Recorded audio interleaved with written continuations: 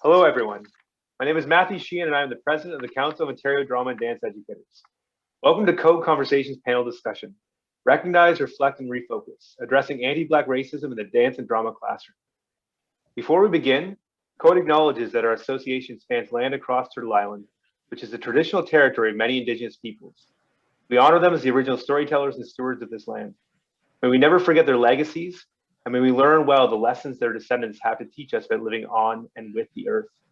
We will practice this sign of respect, acknowledge the rich history of these lands and Indigenous nations, honor the truth of the past, and uphold our original treaty, the Two-Row Wampum, to peacefully care for the land and each other for our drama and dance teaching practices. I am coming at you right now from the traditional territory of the Haudenosaunee, Anishinaabe, and Wendat Huron peoples. A land acknowledgement is nothing without action. We must all take steps toward reconciliation and justice through our practice. In relation to our work with this panel discussion and as an arts association, Code would like to acknowledge that our occupation on this land is complicit in the stealing of African labor and resources. We recognize that people of African descent, Black, African, and Caribbean peoples, were forcibly displanted from their native lands, from their languages, customs, and cultures. It is imperative that our national narrative tell the truth about Canada's Black presence. People of African descent have been involuntarily uprooted, enslaved, and scattered, and reinserted on stolen land. We move forward in our commitment to disrupt harmful narratives, dismantle systemic oppression and anti-Black racism, and decolonize all spaces in the arts, no matter how great or small. As both allies and educators, we realize the need to unravel our own power and privilege and provide spaces for voices that have been historically silenced. Now, I'd like to take a moment to introduce our moderator for this evening. Dr. Seika Boye is a scholar, writer, educator, and artist whose practices revolve around dance and movement. She's an assistant professor in the teaching stream and director of the research-focused Institute for Dance Studies, Center for Drama, Theatre, and Performance Studies at the University of Toronto. Welcome, Dr. Boye, and thank you for moderating this panel. Thank you, Matthew, and thank you to Code for inviting me to moderate our panel this afternoon, Recognize, Reflect, and Refocus, Anti-Black Racism and Pedagogy in the Classroom. Before we begin with our questions, I'd like to ask each of our panelists to introduce themselves. And we'll start with Professor George Dei, who prefers to be called Nana. Nana, please introduce yourself. Thank you, Seika. My name is, as you said, George Dei. I'm also at the University of Toronto, and I'm the director for the Center for Integrative Anti-Racism Studies. Thank you. Michelle. Hi, and thank you so much to Code for inviting me to this panel. My name is Michelle Rodney Bartalos, and I am one of the system principals in Hamilton Wentworth District School Board. And my portfolio is equity. I've been an educator for almost 30 years, started my career in TDSB, and moved to Hamilton about 10 years ago, and big difference between Toronto and Hamilton, and so just enjoying the work that I'm doing here now. Thank you, Michelle. And I feel it's appropriate to share that while I'm meeting you from Toronto today, I am a Steel City girl. I was born and raised in Hamilton and went to Sherwood Secondary School, and so did my brother. So yeah, it's just great to hear that you're there doing important work in the Hamilton District School Board. Ayesatta.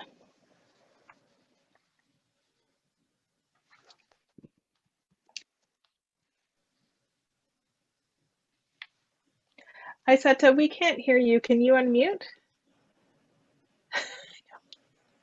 Why am I always saying that? I know. Right? My kids are always saying that. Miss, you're muted. We can't hear you. I know. There I go again. Good evening or good afternoon, everyone. My name is Ayesatta, and I am a teacher with the Toronto District School Board. I actually, my foundation actually is in the arts. I am a former performer and learner with COBA, Collective of Black Artists. Want to shout out COBA, a founding Black dance company here in Toronto, where I learned so much of, I guess who I am, right? My foundation is from COBA. So I am a teacher with TDSB. I've been with TDSB now for over, 20 years. I teach kindergarten to grade 8, drama, dance, and music. And I'm happy to be here. Thank you. You're welcome. Debbie. Welcome, everyone. Thank you for the invitation. My name is Debbie Nicholls-Skerritt, and I am a dance artist as well as a wellness practitioner. And I've been for about over 20 years at this point. I've been contracted with the TDSB to be the director of the dance co-op for high school students for almost a decade at this point. And I'm also an artist educator working in social services agencies and teach, as well as a wellness practitioner. And my focus is ultimately understanding dance and movement as a holistic vessel to impact through culture, arts, and wellness. Thank you, Debbie. Welcome. Thank you. Wallis. Good night, everyone. It's a pleasure to be here. Thank you so much for being with me. My name is Wallis Caldoza. I'm a second-year PhD student in the Social Justice Education Department at the University of Toronto, OUD more specifically. My work is supervised by Dr. Roslyn Hampton, and I come from a performance studies background. So my work kind of looks at how narratives of othering are constructed by post-secondary academic institutions using dramaturgy, which is a really awful sounding word, which is just explaining how stories are constructed in a very loose way. So I'm very happy to be here. Thank you, Wallis, and welcome to everyone. I'm so excited for our discussion today. The questions that I'll be reading for panelists to answer were generated from Code members. As many of you will know, if you're a member of Code and are watching this, you were invited to submit your questions around our topic today, and those questions were narrowed down to reflect what was asked of you into 5 questions. And we'll end our panel today with a question about resources, because I know that that's something that everyone is always in need of. Whether you've been teaching something for 25 years or 2 years, we need new resources to refresh our practice and stay inspired. Our first question is, what might the role of Black, Indigenous, people of color educators and their allies be in addressing systemic gaps and privileges in anti-racist education? Nana, I'll invite you to begin, please. Thank you very much, Seika. I should also mention I'm so glad to be part of this and Code for organizing this session, but also to be in conversations with Ayesatta, Debbie, Michelle, and Wallis, and of course with Seika, you moderating. It's interesting you are raising this question, because I think to me, one of the things that I've said is that one of the most important conversations that we can have at the moment is about race, right? If not the most important. And while I don't see any privilege in doing this work, definitely there are gaps. Right? I mean, I think there are gaps in terms of how we talk about Black, Indigenous, radical relationality. I mean, to link the issues, right? So we see that gap there. Also to bring decolonization into our conversation. So I see that as a gap, right? And how we do that. And also the teachings of the land on which we are, right? What are some of the teachings? The teachings about reciprocity, mutual interdependence, accountability, and justice. How do we work with that, right? That then leads to the question of how do we see ourselves in terms of our work as our roles as BIPOC members, right? And I think to me the question about taking leadership in this work is nobody's going to do it. We have to take the leadership in doing this work. We also have to address the question of anti-colonial solidarity, how we come together when we do this work, right? And that we need to recognize the history and that we stand on when we do this work. So that anti-colonial solidarity becomes very, very important. But also acknowledging our complicities in the very things we want to contest, right? Sometimes what happens is that we are very, very complicit, and we have to talk about that relative complicities. But above all, our role is to bring public consciousness to the issues of race and anti-Black racism. I see the whole issue of the calling out. I call something to call out the issues, right? To have the courage to call out the issues. And this to me moves beyond what I see sometimes happening now with what I call fake radicalism, right? That I think it's not just simply the speaking, right?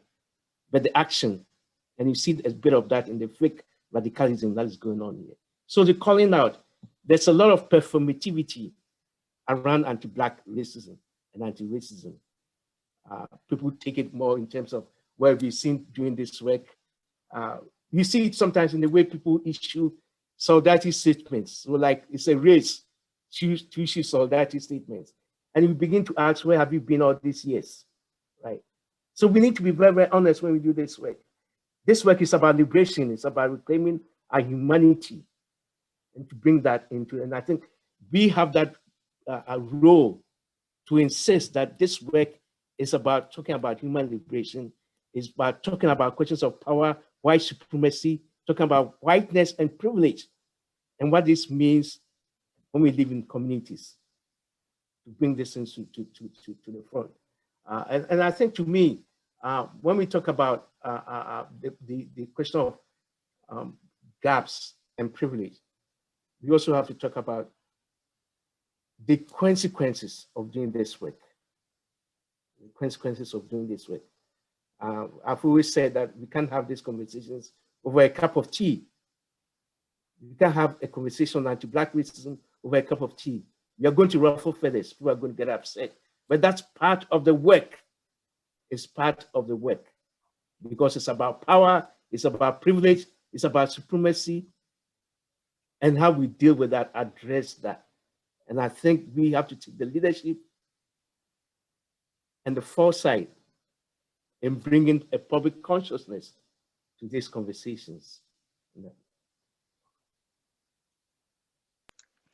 Thank you, Nana, for starting us off with this sharp focus on what it is we're here to talk about: liberation, humanity, reciprocity, complicity, leadership. I'm sure that these are themes that will come up time and again throughout our conversation. Michelle, can you please give us your response to this question? Sure. We actually get this question quite a bit in the work that we're doing in our board. We're doing, we've released a resource that's called Learn, Disrupt, Rebuild, and basically we're asking people to do those three things. I think the first thing that I'd like to say is that, you know, Black, Indigenous people, people of color, racialized people, I always say we need saving from other people. There are systemic problems, and those systemic problems require some systemic solutions. So racism and the way that it shows up in our policies and procedures are things that we all need to point out, whether BIPOC or not. And we do know that everything that we do gets examined with extra scrutiny when we're talking about these issues. And the difference, though, is for Black, Indigenous, people of color, racialized people, that the result in the examination might, that scrutiny that you face might be a little different. And so some of the things that we tell staff here, because this is a board that is predominantly from the white culture. We did a staff census, and 88% of the people identify as white. And so there are a number of things that, you know, we don't debate facts. Racism exists. It's not something that's up for debate, and we ask whether it exists or doesn't exist or not. For BIPOC as well as others, it's about questioning the status quo, actually questioning the gaps that we see, identifying them, naming them, and talking about how we can do things differently. With this resource and others, we encourage people to use a variety of resources, whether they're physical resources or virtual resources, local or global.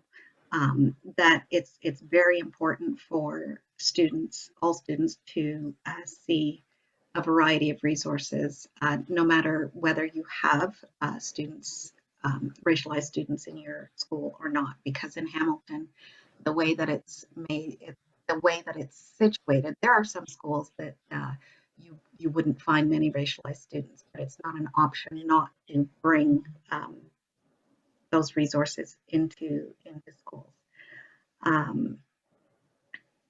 We have a very small racialized group of staff, and so that affinity group connection is big.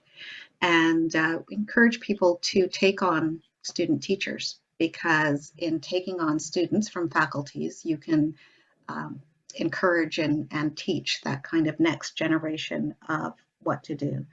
And then, of course, we're always talking about protecting yourself, because it's not easy to enter into this work. And as I said, sometimes people are targeted from within their own school or outside of their school. And so that's where the role of allies too is pretty important. And with the work that we're doing with Learn, Disrupt, and Rebuild, we're seeing a number of allies come out.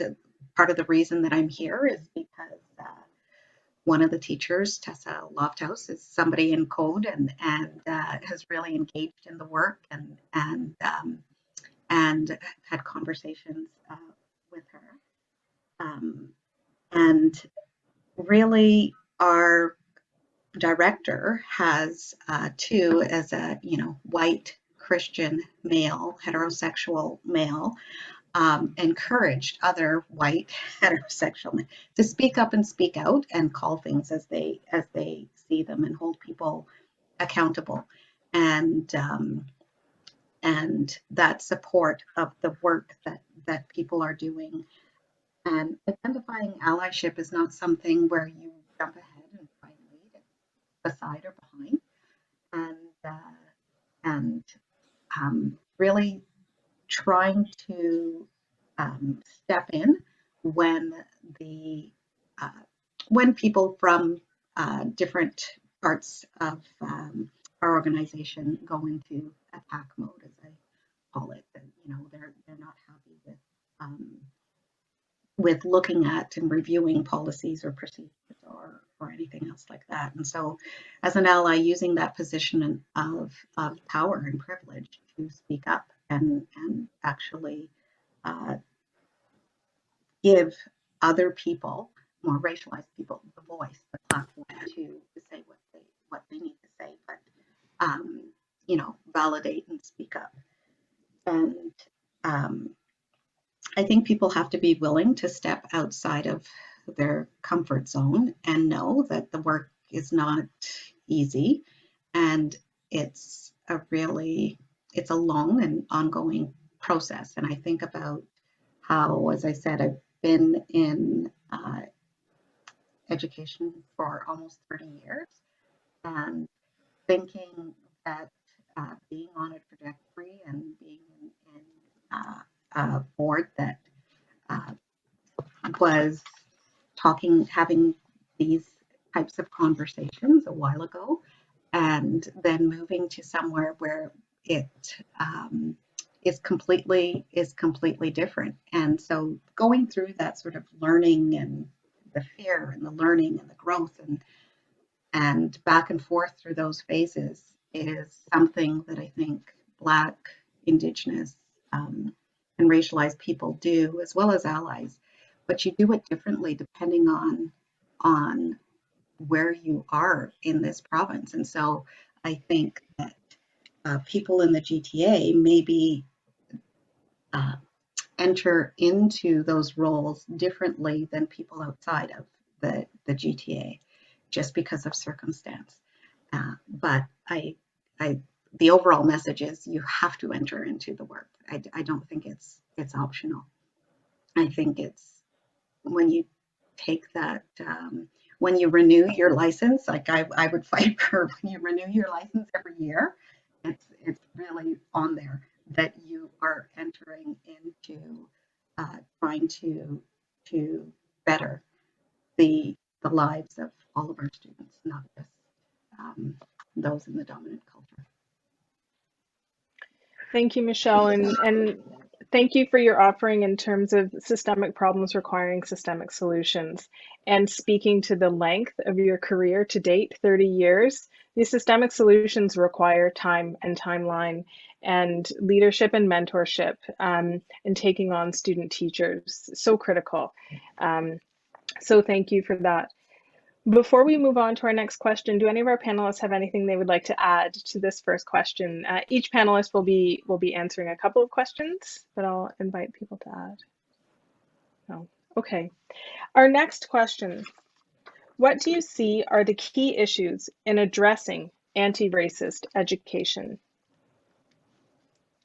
Debbie, I'd like to invite you to respond. Thank you. Thank you. I'm going to initially talk from the perspective of the students. And that's where I tend to have a lot of the pulse of interaction and just listening to these profound young individuals and how they navigate through space. And the reality is that, in my opinion, it's really important that equitable space is given for these students, to racialized students, to our Black students, to really process and have and be in spaces where they are respected. And what I mean by that is, I find myself saying very often, just like Nana was saying, instead of, we have to take leadership roles. So I'm encouraging students to take up space, but what has to happen in the educational system is that these spaces that are being taken from our Black students are not being looked at through a lens of being aggressive, being whatever the case may be. They are taking up space so that they can express who they are.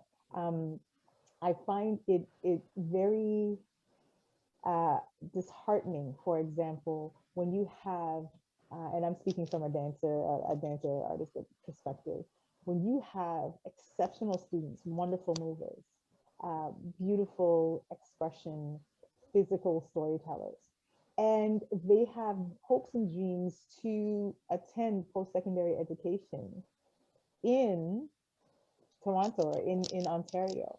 But the standard of post-secondary education to get into the advanced programs mainly comes for a Eurocentric lens, right? So our entry point has to be a ballet or modern, but we've got, I've worked with these students year in and year out, and it breaks my heart because we realize now that we have all of this talent, skill set, precision, musicality that comes with layers of their cultural identity, so multi-dimensional in that space. But then I would say 60 to 70% of their potential going into post-secondary education is totally cut off because they don't have ballet training, that they don't have modern training. And dare I say, also even getting into secondary education, Toronto may have a little bit of a better track record, but working outside of Toronto, again, we are seeing only a Eurocentric lens in these dance programs. And we've got students that have the potential, have all the skill set that they need, as well as the layers of social and cultural, spiritual understanding that is backed with this. So it's just not for entertainment, right? Coming into these spaces, and they are they're limited, or they're shunned, or they're looking through a glass. They're being looked at in a lens that is very demeaning, for lack of a better term, very, very demeaning of who they are as individuals, and they have so much to offer. And I would say ultimately that when we are, it is, again, just understanding that the colonized lens is so thick and like a convoluted root. So it's not that simple. So it is about making sure that students are empowered to challenge, of course, but also having educators and administrators and boards that are willing to have these conversations on the grassroots, like on the level of the students, not only from an administrative standpoint, because this is the impact. And then we start to wonder why all of these other things start to happen like as a periphery, but it's because of the fact that these students are being stifled. They do not see themselves represented in any way, shape, or form. Even working outside in dance academies, predominantly Black dance academies, that is still the fight, even though they have a place that they have refuge in these dance academies. But when they go out, there's a retraining that needs to happen when they come in, right? Retraining of even their how they use their bodies. I was doing a timer just so I don't go over. How they use their bodies, and how their bodies viewed when it comes into dance spaces or on stage. So ultimately taking up space, making sure that teachers and administrators can have their ear bent to engage in these conversations, for sure. I'll just stop there for now. Thank you, Debbie, for drawing our attention to the number of obstacles that students are facing in terms of fulfilling their views and dreams for themselves, whether that's lack of respect, too narrow a lens, the decision not to see the value of the scope of lived experience, cultural background, creative knowledge, and of course, including the requirements and the shapes and boundaries of post-secondary institutions. Nana, you're also going to join us in responding to this question. Yeah. I want to build on, some of the things Debbie was saying. Right? I think for me, when we talk about what are the key issues, right, we have to really take seriously the culture or the culture of denialism. Right, there's a culture of denialism, and it takes. There are many ways it takes expresses itself, right, in terms of sometimes the silencing, right? Voices are silenced. If voices are not silenced, there's a claim to innocence. So rather than accepting our complicities, we claim this innocence. But we have to ask the question, who has that power to silence, to claim this innocence, right? To determine the terms of having these conversations. We don't even get to live our Blackness. We don't get to live our indigeneities. People want to tell us how we should express our pain, our suffering. And this is why sometimes, people talk about Black Lives Matter, and you hear people talk about all lives matter, right? You just oppose that. Black Lives Matter, no more, no less. That is the point, right? But what has happened is that you see it in a way, sometimes when we want to talk about our pain and our suffering, it is juxtaposed with people's fears and anxieties. So Black Lives Matter is counterposed or juxtaposed with what? This question about safety, violence, right? And I think that we need to call people up on that when it happens. And it's the area we need to pay attention to. We also have to pay attention to questions of history and context. And this is where we talk about colonization and enslavement, but go beyond that. Go beyond that. The world did not begin with Europe, right? So we have to pay attention when we are talking about these issues to go to African indigeneities. That takes us back to history. Blackness did not begin in 1492. So to bring these conversations into vogue, but also to recognize that there's a specificity to anti-Black racism, which is not the same as anti-racism. They are connected. But to bring attention to that. We also have to bring attention to the way our institutions co-opt our excellences. So they co-opt Black, Indigenous excellence. When it suits them, we become the calling cards. So as Mandela Gray talks about, it becomes a path away from to do redemption, right? So they use us to do their redemptive acts. And we need to call these things. I think one of the things in terms of, for example, the whole cult of whiteness that I think we are all talking about, right, is the way whiteness determines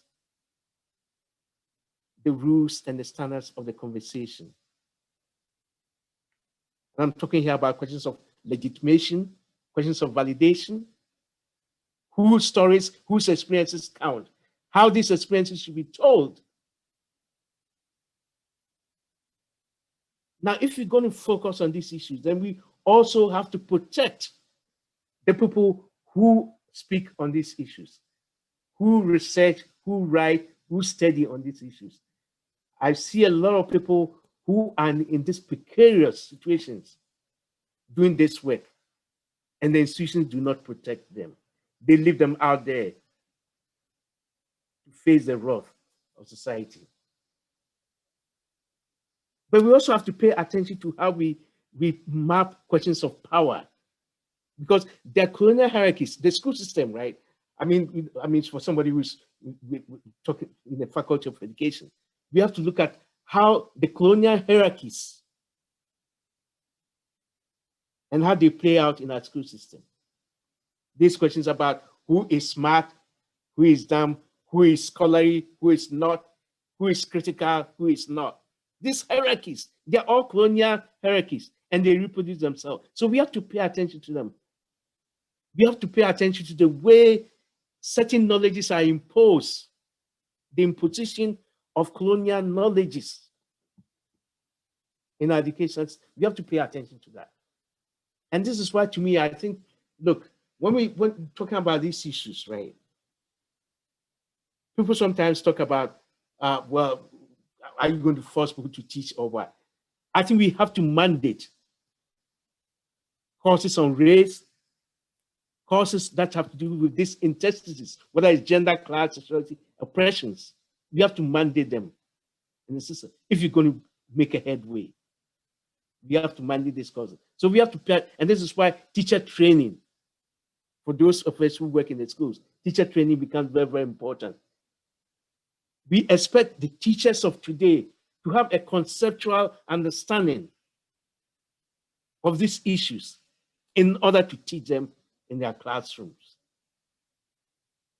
And this is very, very important, because I think, to me, these are issues that we need to pay attention to, right? We need to pay attention to when we look at, for example, and I think it comes to some of the things that Debbie was talking about, right? Who is disciplined? Suspension and expulsion rates in the schools. How do we create healing spaces? Healing spaces in our schools for people to be whole again. Because we have been fragmented, we have been dehumanized, we have been depersonalized, and we need to reclaim our humanity. And this calls for creating healing spaces where we are spiritually strengthened to do this work, spiritually strengthened to this work. It's very, there's so many things to say here, but I'm just going to stop here, because some of my colleagues have more things to say too, right? So I'm just going to stop here. Thank you so much, Nana. And I think our next question is a perfect segue into what you're talking about in terms of the way that teachers are educated and how they're prepared and not prepared to engage in the work that we're here to discuss. Our next question is, how can educators address anti-Black racism in a way that avoids subjecting racialized students to racial trauma in the process? How do educators move from overemphasizing the deficits and travesties of many Black narratives to amplify the celebrated, inspired, and profound positive contributions that have been made in the performing arts by Black and African diaspora contributors throughout history? And Wallis, I invite you to get us started with this conversation, please. That's a pretty large question or set of questions. So I'm going to preface a little bit by saying, by profession, I'm not an educator, but I am a student who studies education. And my studies are kind of tethered and in the care of Black studies and Indigenous studies. So that's kind of where I'm coming from in a response to that question, those questions rather.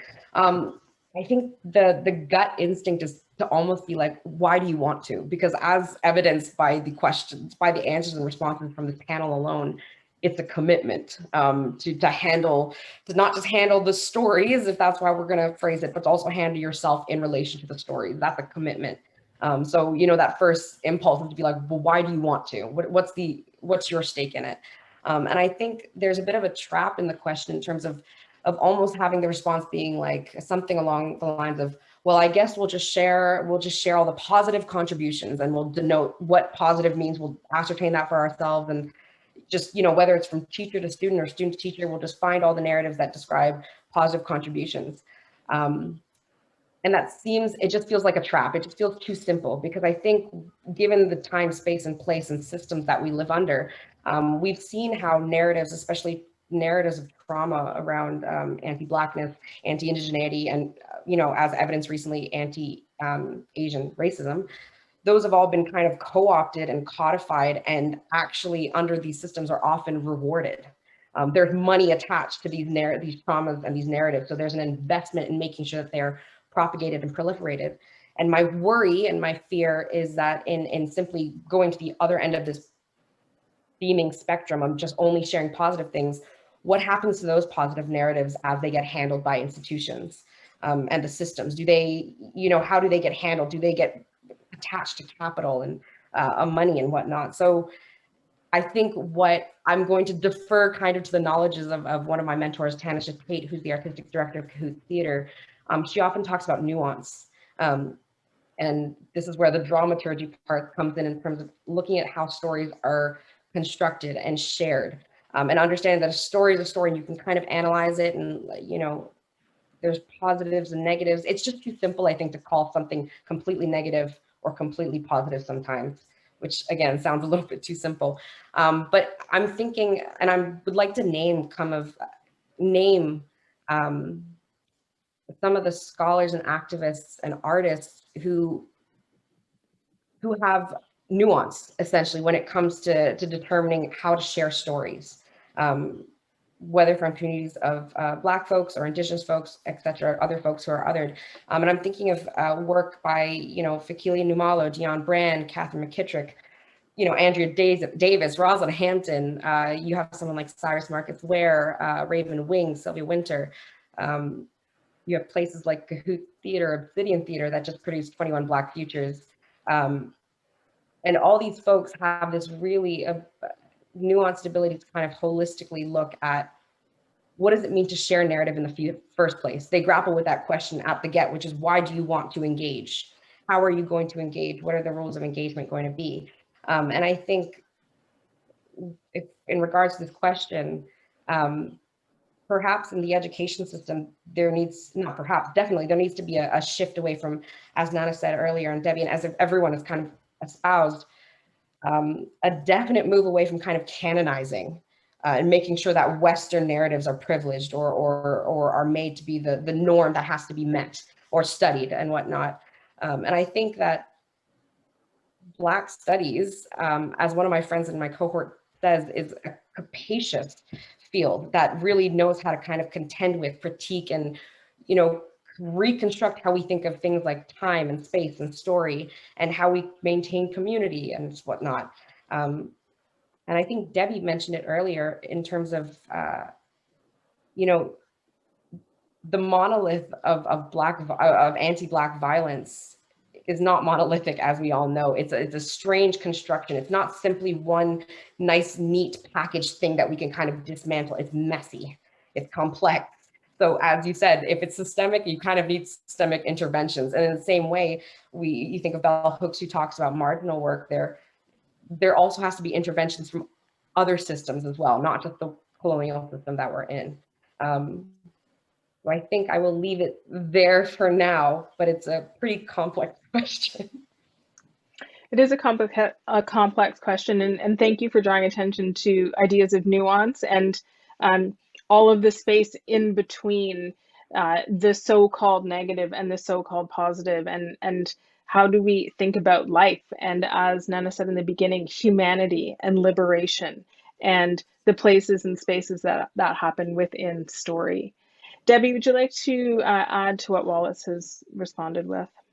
Sure, thank you, Wallis. And actually, I also want to thank Nana because I was clapping when he was mentioning that based off of what I wanted to talk about with respect to these experiences, understanding trauma. And I'm coming from a wellness perspective as well as an artist educator perspective, right?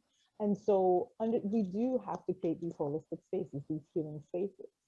But even in our educational experience, from a non-colonized perspective, we know in the African diaspora, for example, that when we are engaging in learning, it is not just coming from a one-dimensional experience, right?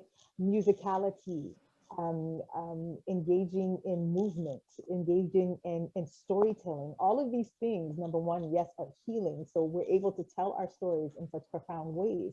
But this is how we interact in when it comes to a child, all the way up to someone that is, over 100 years old, in a community where we're telling stories, we're interacting with each other. Dance, for example, we learn dance here in a Western perspective, as I mentioned before, tends to be social entertainment and a little bit of education for lack of it, right?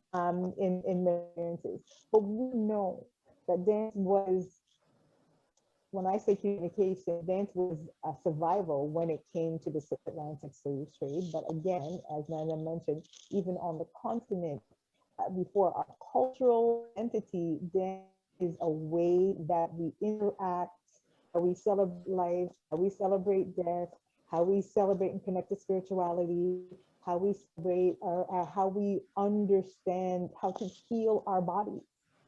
And that itself is something that needs to be injected into the educational system. We also need to pull on community members, right? And it's true. It's very tricky, just like just was mentioned before, it's a very tricky thing to say we're going to erase the negative and focus on the positive. However, we all have to make sure that we're re-traumatized when we're telling a lot of these stories. How is it that we can pull from powerful perspectives? I'm thinking top of my head, when we talk about how in resistance, are we mentioning Nana Maroons, who was an Ashanti warrior that was, yes, taken from the continent, specifically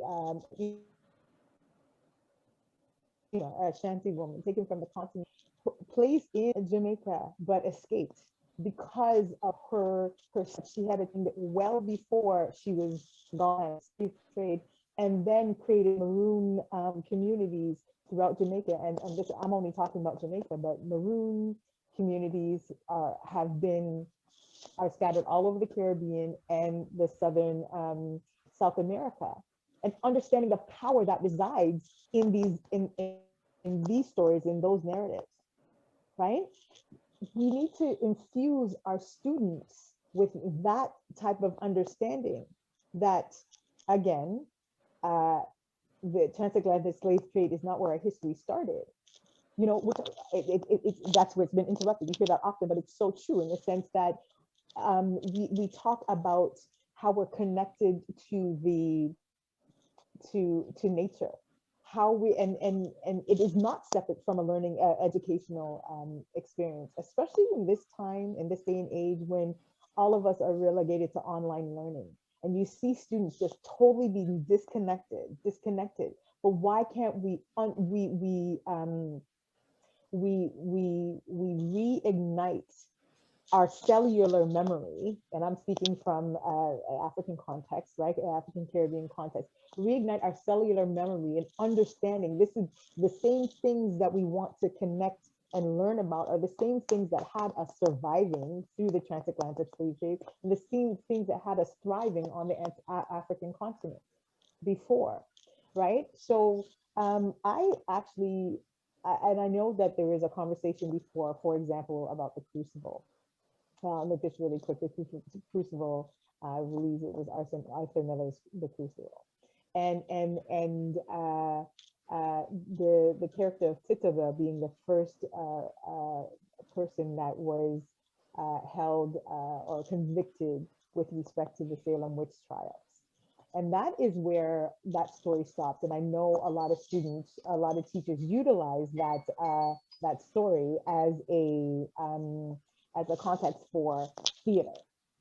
But may I present to you, for example, Nicole Brooks, Ovia Opera, who tells the story of the Salem witch trials through the eyes of Caribbean slave women, right?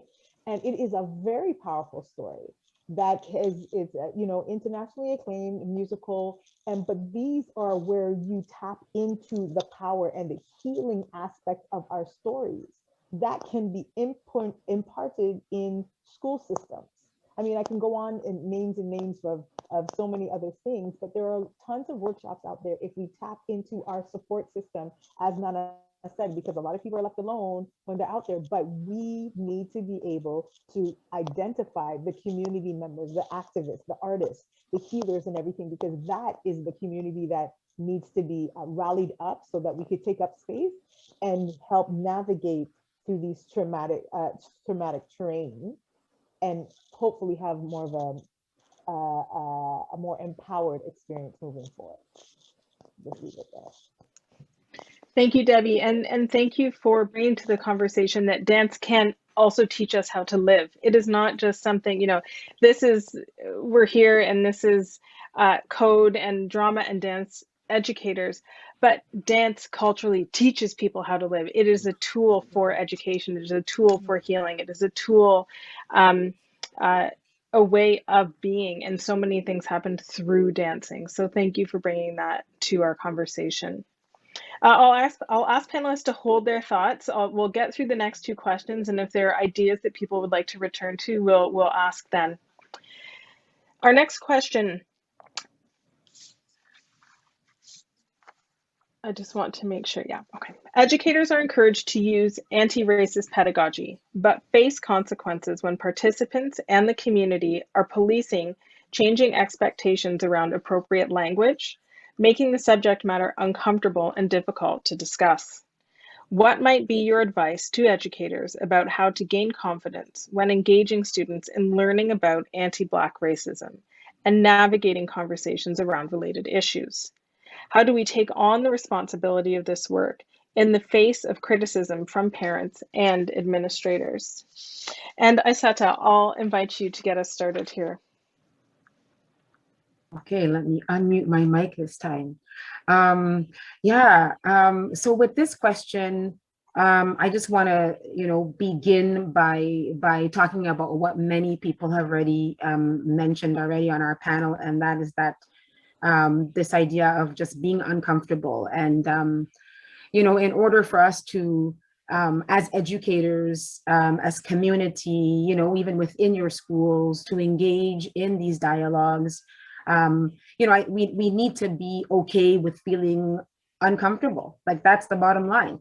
And then, you as an educator working through that, right? And working through that for you might mean, reaching out to other, maybe a mentor or someone who can guide you along the way. And that might look like, the administrator in your building. It might look like a colleague. It might look like, looking to resources, which we're going to share with you later on. But, working through your own discomfort, whatever it is that comes up for you, not to push it down and not to be, afraid. I think I hear that often. I'm afraid of making mistakes. I'm afraid of saying the wrong thing. I'm afraid of, doing this wrong. Well, how will you know if you don't even attempt it, if you don't even try, right? And we say to our students oftentimes, I mean, this is the message we say to our students, have a growth mindset, Let's be curious. We talk about inquiry all the time, right? That inquiry process. Well, we ourselves as educators, we are also going through that, we are co-learning with our students. I think we need to, take on that position and say, you know what, I'm not the expert. It's okay. I know sometimes as educators, perhaps we feel as though we need to know everything. We need to have all the answers. We need to know exactly what we're talking about the moment we get up there in front of our students and we're engaging in conversation around, anti-Black racism and, and the discomfort that comes with that. But I think it's okay as educators to hold that stance and to say, you know what, I don't know everything. I'm willing to learn. I'm willing to be uncomfortable. I think that's a huge first step, because there's this complex that comes with, being a teacher and having to have all the answers and having to know everything. I think that's a huge first step, because the ego gets in the way. And once ego gets in the way, we have problems. Engaging with parents and community, I think, is also a big part of this as educators, right? The question talks about, I think, dealing with negativity or backlash from principals or backlash from parents who, don't want their kids talking about, they're too young, kindergarten kids are too young to be talking about anti-Black racism. And we know research, I can't quote the research, but I know that there's research out there that says that, kids as young as kindergarten, they're ready to talk about issues of race. Right? They see race, they see color. So I mean, one idea perhaps is to, bring parents to the table, bring parents into the conversation, into the dialogue, open up your classroom spaces, invite them, right? I think conversation and building relationships is key for this work that we're doing as educators. It's community building, as many people have talked about, but it's about inviting parents, inviting community members, as Debbie and others have mentioned, inviting the experts in the areas that maybe you don't have the expertise in. Bring those individuals into your spaces to co-learn with you, because we are learning together. We talk about being lifelong learners as well as educators, right? Well, this is part of our lifelong learning, right? And we're peeling back the layers as educators, right? We have to pull back our own layers and get to the core of what it is that we're still questioning, or we're still, grappling with as educators. Like, there's a lot of self-work that needs to happen. I think, that is my biggest message, I think, is the work that you need to do on yourself. Well, what are you willing to, to do differently? People are going to hold up mirrors in your face. Are you willing to look in the mirror and say, okay, you know what? I need to work on this on myself. If someone, makes a comment or questions what you're saying, what you're teaching, perhaps maybe it has to do with appropriation. Well, what stance are you going to take? Are you going to take a stance of like, okay, you know what, let me step back, or are we going to be on the defensive, right? So I think a big part of this is looking at yourself as an educator, and really just peeling back your own layers and asking yourself important questions. And the self-reflection piece, I think that's part of it as well, right? We always are going through that reflection, going back, and thinking about, how perhaps we presented a lesson, or how perhaps we engaged in that dialogue. Well, reflect. I think that's also important as well. Thank you, Ayesatta, for drawing our attention to the need to build community, to call on community to do this work. It doesn't happen in a vacuum of parents, of other students, of other educators, of artists, of experts, of the administrative folks in your spheres as educators. Thank you. Michelle, I invite you to add to this, please. Thanks. Yes. Just to add briefly to that, I think that we are in a time that we can, even though I'm not going to discount the fact that remote learning is difficult and challenging, it's also a really good opportunity to call in experts and other people into our classrooms without anybody having to leave anywhere. There isn't the ability to use proximity as an excuse anymore, or funds or different things like that. We have the ability now to call people into our classrooms to co-learn with. And I think that, you know, as educators, we have to be willing to practice, you know, basically practice what we preach. We tell kids all the time that, you know, they can't just learn from social media alone. You have to read, you have to do research, you have to do, you know, be willing to open up to different resources, different modes of learning. And I think as educators, we have to do that as well, and not just expect that the things that we've always done are good enough. And so we have to be willing to do the reading, the learning. Yes, some of it's challenging, it's difficult, it's uncomfortable when you're talking about, you know, colonial hierarchies, or looking at anti-Black racism or anti-Asian racism or homophobia. But racism itself, being a target of racism or transphobia or homophobia, that is way more uncomfortable for us. And so, what is it that you would like your kids to experience? I think it's really part of our role. And some of us, in, you know, work in school districts where no matter what your race or gender, you're in a position of privilege, because throughout this entire pandemic, we have held a job where we have gotten paid, where other people in our communities have not. And so I think it's time to really hold the mirror up to ourselves and realize that we are in a position of privilege, and we are in a position where we can work with students to address the issues that are at hand. And so when people start getting upset because we're using terms such as white supremacy or something like that, it's not about having guilt or shame or taking on responsibility for things that have happened in the past. I think it's about going forward and realizing that as an educator, it is the responsibility that you have in order to work with students, in order to learn and grow, and teach them real histories, and teach them real stories, teach them about the land that they are on, create different spaces for them in order for them to grow. And I think that when people are, whether it's parents or people in the community that are really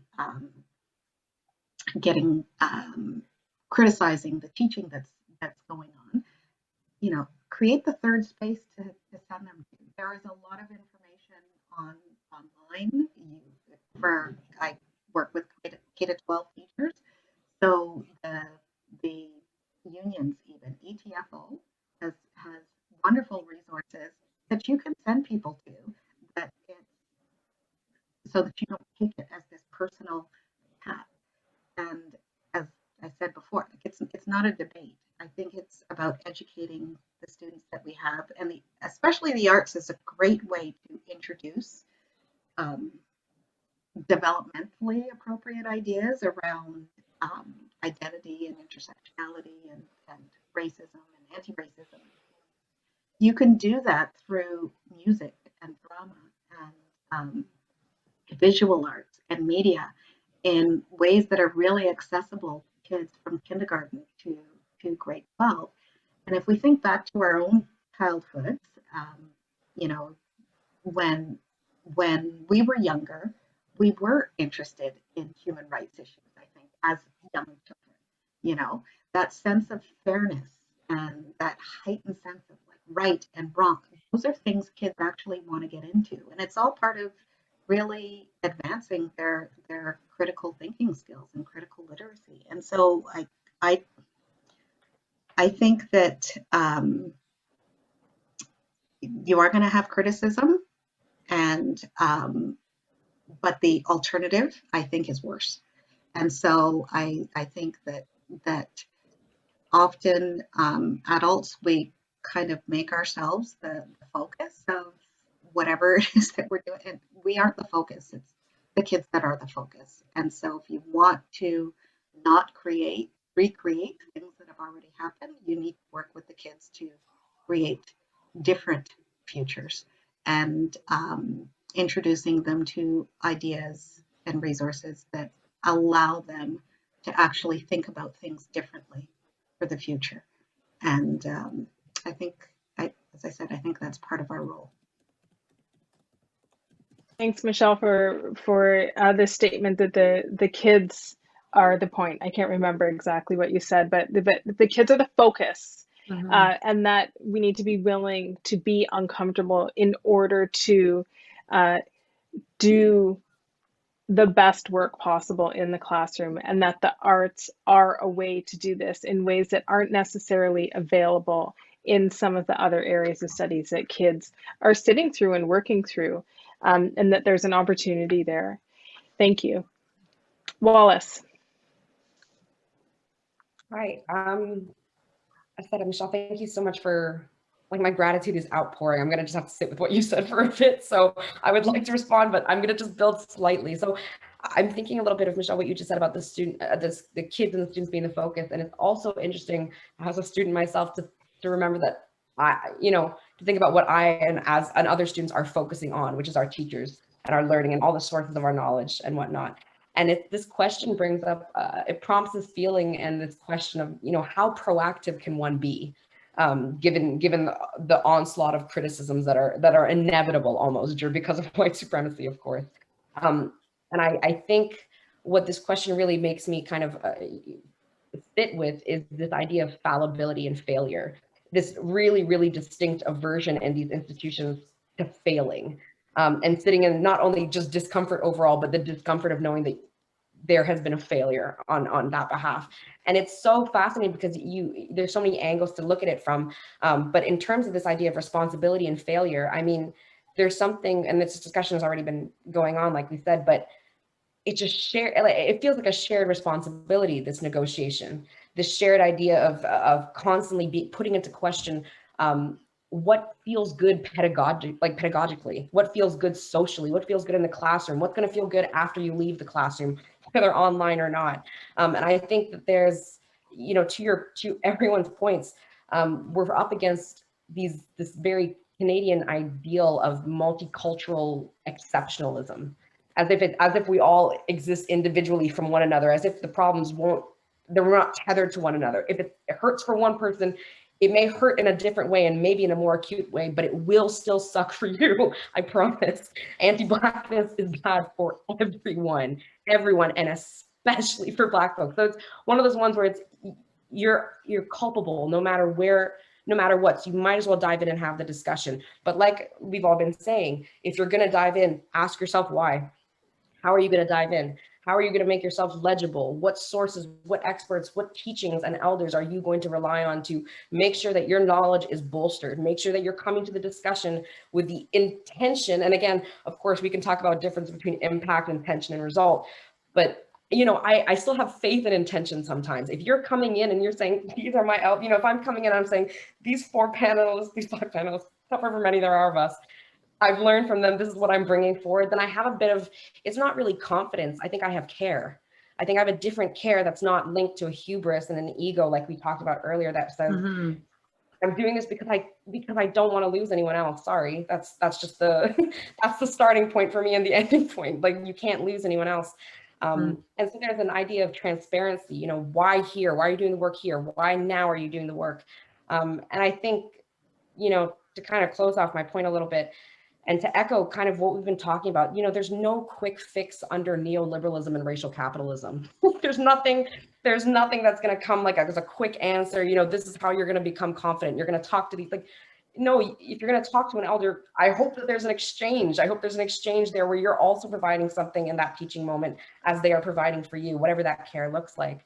So I don't know, especially when we're talking about online learning and COVID and every single other bloody horseman of the apocalypse that continues just for the world. They never seem to just go back to their stable. They just seem to go on a little world tour all the time. someone is always an apocalypse. So I think the best I can do is not really offer advice, but merely just kind of nod to someone else who I see doing the work and say, I'm also, this really hurts. This hurts. And I see what you're doing, and to think about that healing. How are we healing? And it might not be the conflation of a togetherness, I'm not going to heal the way someone in my Black Studies cohort is going to heal from an event. I do not expect that, but my goodness, am I going to I'm going to be there and see what can be done, see what the work can be, see that negotiation, ask, why doesn't this feel good? I think Fred Moten speaks about that often in his work. Why doesn't this feel good? And there's a plethora of reasons, and I don't think it's easy to just nail it down. So I think that's my answer for now, but I'm really an advocate for the coalition work that we've all been discussing. So my gratitude. Thank you, Wallis. Nana, I'd like to invite you to respond as well. Yeah, I just wanted to say something about discomfort. I think one of the objectives of anti-racist education, anti-Black racism education, is to make people uncomfortable. Right? That's an objective of it. So I think even the preoccupation with discomfort misses the point. This is the whole idea. People have to own up to it. They have to own up to their privilege, their complexities. And that owning up, if you own up to it, I don't see how you become discomforted by owning up to it. So the problem is more about people not owning up to their privileges, owning up to their complicities, and that's why they become discomfort, or they are discomforted in that. Because the objective of this work is to make you uncomfortable. Otherwise, what's the point, right? You see, it takes me again back to the whole discussion we were having about nuances, right? We noticed very, very interesting, right? The very people who homogenize Black African communities through criminalization and so forth, turn around when we put a counter to say we are what? We are essentializing, and that we should talk about nuances. Black life is always about nuances. That's what Black life is. When you look at our resistance, it's always about nuances. That's what it is, right? So again, so we see this discourse about where we need to be nuanced about it. When our life has been that, and it's very, very important to put these things on the table and call people out on them when they speak, rather than working with them or working with these ideas, right? It's very, very important because I think, look, when we talk about Blackness, right? We talk about Blackness. Blackness has never been homogeneous.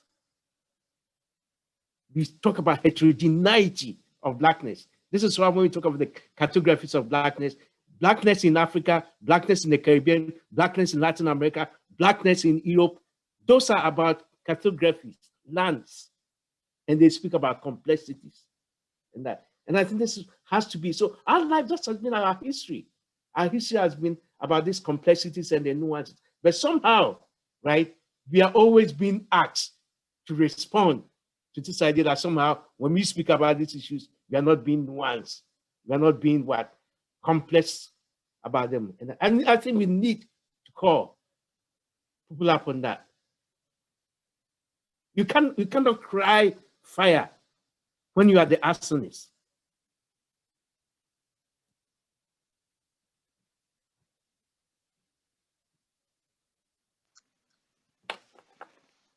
Thank you, Nana. I'm letting us sit with that for a minute. Can't cry fire when you're the arsonist.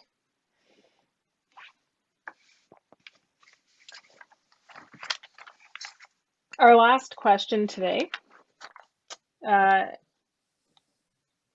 is current anti-racist pedagogy urges teachers not to use perspective activities. Perspective role is an essential component of drama. What strategies or activities can we use that involve role and role play that don't take the perspective of Black people and characters and don't further perpetuate harm? How do educators ensure when students respond in the creative process, that they are not erasing the Blackness and perpetuating, contributing to ongoing oppression. Ayesatta.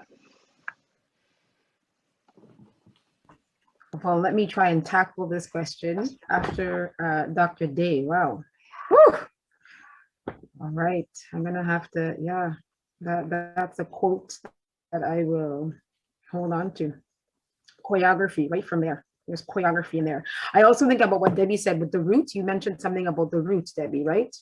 You know, and how convoluted, and then Wallis, you also picked up on that as well. I mean, that in itself, I mean, that is motivation right there for the work that we do, for perspective, from the perspective of that in itself, or from the perspective of fighter, right? So we can think about images, we can think about, you know, words and text, and we can speak from the point of view of that convoluted root, like that root that is just so twisted and turned, right? What would that root say if that root could speak, right? So I think, you know, I love to work from images. I love to work from a place of, you know, abstract, right? Abstract perspective. But from that perspective, we can get to truth. We can get to, you know, we can connect with students' lived experiences. And I think, you know, when we're talking about perspective and role, we always want to come back to the lived experiences of our students and our spaces. How do we make them visible?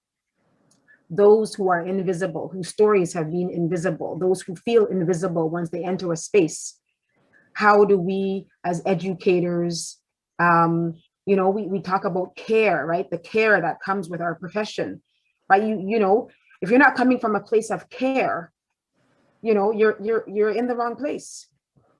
Bottom line, you're in the wrong profession, because we need to care enough about each and every individual in that space to ensure that they feel authentic and visible, their lived experience, their voice, who they are. Every piece of them matters, right? Every piece of them matters. You know, I think about a day when I dropped off my sons to school, and I will never forget this moment, and it hit me. And as I walked out of the car, you know, towards school, I saw their bodies begin to shrink. I saw their bodies physically. And my heart broke in that moment. Like I saw something happen to them. And I said to myself, oh my gosh, what is going on? What's happening when they enter this space? Like I physically just saw their bodies, and you know, it scared me, it woke me up. You know, I had a lot of questions as a parent, as an educator, but what's happening in our spaces the moment our Black students, our racialized students, you know, what's happening? What type of spaces are we creating, right? In our drama spaces, we're talking about drama. I think about monologue work a lot. You know, I think about monologue work. I mean, there's power in word, there's power in spoken word. There's power in the voice that's within. You know, how are you allowing those voices to come out through monologue? Monologue is a powerful way to work.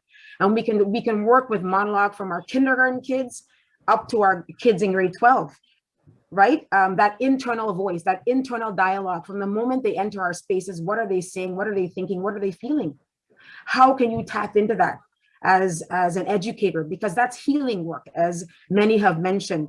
That is healing work. How can we use our positions of power as educators, you know, to bring out those voices? How are we disrupting? Dr. Dei talked about colonial narratives, right? How are we disrupting colonial narratives within our spaces? How can we use, you know, current events? How can we use images to expose, to expand? How can we bring back humanity, right, to the work that we do in our spaces, right? Humanity, because we've seen, you know, we have seen, you know, and it's painful to see the way that Black lives have been treated, right? And our kids see this. You know, I turned right away to George Floyd. You know, the students were devastated, and needed a space where they could, you know, they could speak to that. They could, you know, and as an educator, you know, I mean, you have no choice but to speak on issues like that in your spaces, because Our kids are exposed to it. They see it, social media, everything. They have questions. They have, they have thoughts. Our spaces should be a place where they can enter in there and they can be authentically who they are, and they can speak about what's on their heart. And what better way than through the arts, right? Through movement, through role play, right? And when we talk about role play, again, I remember very clearly, and again, they have me brought up the Crucible, but I went and saw the Crucible. And because a school did not have, a Black individual to play the role of Tituba, it was a student who was not Black, and they used makeup on her face. They darkened her skin. That is not okay. Do not do the Crucible in your school if you don't have a Black person to play the role of a Black character. Right? Because that story is important, right? So again, I think as an educator, you need to really, get back to your why, right? Your why with your themes, with your ideas. Where is it that you want to take your students for the year? And that's a conversation you don't have to have on your own. Right? You can have that with your grade team. You can have that with your administrators, right? It's part of that whole school vision. It should be part of that whole school vision, right? And it should be weaved throughout. It's not just, these single moments in our classroom, but opening up our classroom doors as dance and drama educators to connect to sort of the bigger picture. And the last thing is critical analysis. We talk about the creative process, but I don't think we really talk about critical analysis in drama work. I think oftentimes, even me, myself, I'm guilty of that. I want to focus on performance and the creative process and taking them through that journey of generating and creating, but what about critical analysis? I think Michelle mentioned that, right? Criticality is so important in this work that we do. And many people have mentioned that as well. But how can we use role play to call out? How can we use role play to disrupt? How can we use role play to expose and expand and introduce, the many diverse or the many stories that exist within the students in our classrooms, right? So humanity, I think at the end of the day, humanity, bring back that humanity and the healing that needs to come with this work. Thank you so much, Ayesatta, for bringing us back to this, to humanity, not the idea of humanity, but to humanity, and bringing humanity to the work. It's not an idea, right? It is so much more. Those are all of our questions. Before we move on to requesting a resource from everyone, is there anything that any of you would like to add to our conversation before we move on today? You've all contributed so much, so if there isn't anything at this moment, that is okay, but I wanted to give the space for that.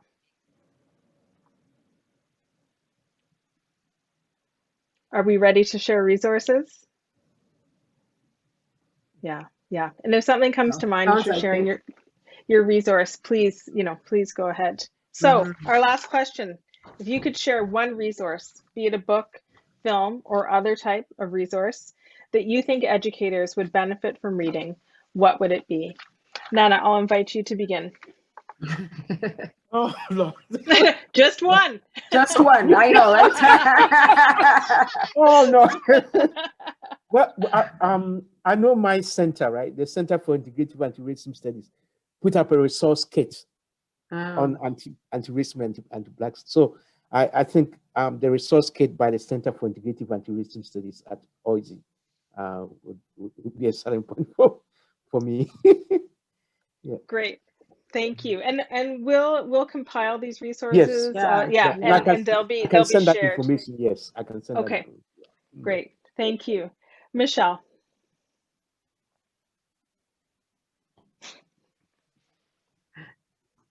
Sorry. Yeah, hard to. It was. I think if for people who want to start somewhere, Me and White Supremacy by Layla Said, I would say, is a good start. And I know I've been getting questions about book clubs and different things. That even comes with a guide that you can do some work and learning, and so it's Me and White supremacy, combat racism, change the world, and become a good ancestor. I think it's a good one for educators. Great. Thank you, Michelle. Ayesatta. Okay, I know. I was like, oh my goodness, what am I going to share? You know, films. But at my school and within the TDSB, we've all been drawn towards this book, Cultivating Genius. I have it here. Dr. Goli Muhammad. And I think I'm recommending this book because I like her framework. She does provide a framework for educators, you know, to sort of get at the heart of the many issues that we're talking about, but how to frame your lessons, so that you're talking about skill, you're talking about identity, you're talking about criticality, right? So all of those are embedded with your lesson, so that as educators, you know, that is always at the heart of what we're teaching, right? We're leaving our students with skill, we're having them reflect on their identity, we're having conversations about criticality, and then we're also engaging in intellect as well. So I think I would recommend this book. Great, thank you. Mm-hmm. Debbie. Well, this is a tricky one for me, but I feel that, and even based on how the conversation was going today, I thought it kept on coming back into my consciousness. So I want to resort back to, because we're in an advancing drama kind of atmosphere and space, to an artist that in Toronto or the GTA that is basically highlighting hidden figures. And so again, the creator of the composer of the play Obia opera, Nicole Brooks, there is a CBC article that's entitled Salem's First Accused Witch Was an Enslaved West Indian Woman. This opera tells her story. And within that article, of course, it talks about, you know, a specific show, but there is also an article with, there's also a video clip, but even more so, you can find out a lot more about Nicole Brooks because she is also a filmmaker and been very, very integral in shifting that narrative in all of the works that she does. But I think this, especially because of find that a lot of drama teachers tend to utilize the crucible a lot. So this is a different lens of the exact same story. And I think it would be a really great place for drama dance educators to explore. And then, you know, there's so much more that I can. Thank you, Debbie. That's great. Wallis.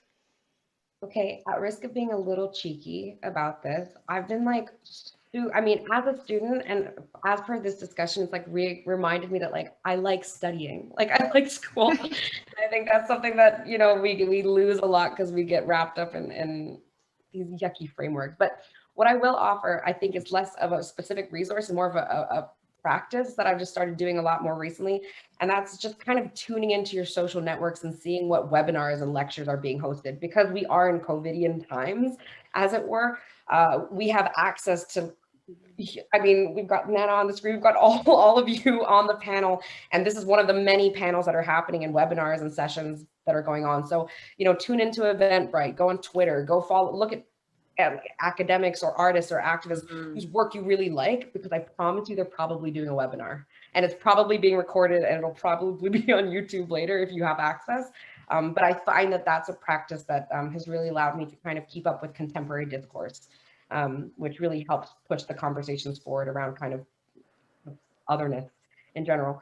That being said, I will share an example of this. I attended the Women in Gender Studies research seminar for Emner Philip, and she discussed breath and zong. And so I will share that YouTube link and hopefully that gets added in the compilation. But that's one of the many. We are in a very rich time for kind of discourse online, for sure. Can I share one more? Of course. Oh my gosh, but Dr. Seika Boye, right? Looking at the history of Black dance in Canada from the 1900s to the 1960s, right, Seika? Yeah, to the 1970s and, 1970s. and a website is just about ready Yay! to launch. Okay, good. Yeah, Yay. so inspired by public school teachers too, to get it Yeah. out there. So thanks, Ayesatta. That one for sure. So that one we'll have to add that on the list as well. Great, Yeah. thank you. Yes. And my sincere thanks to all of you for meeting here today and for your contributions and for the work that has brought you to this conversation. You know, I talk about the long haul. This is long haul, and so much experience and knowledge and learning and offering and discomfort and painful experience has informed this conversation. So thank you for bringing it all. Thank you for your generosity. Thank you to public school teachers.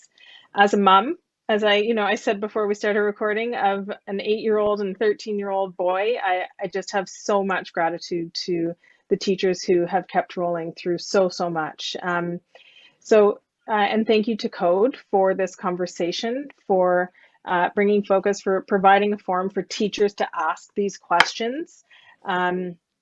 It's so important. It's so important on so many levels. So thank you all. Take care and be safe. I would like to add a thank you to Dr. Seika Boye for moderating this panel discussion. And thank you everyone for all of your ideas, your time, your compassion, passion, and amazing information for all of us to mull over and to sit with that and learn from moving forward. Thank you so much.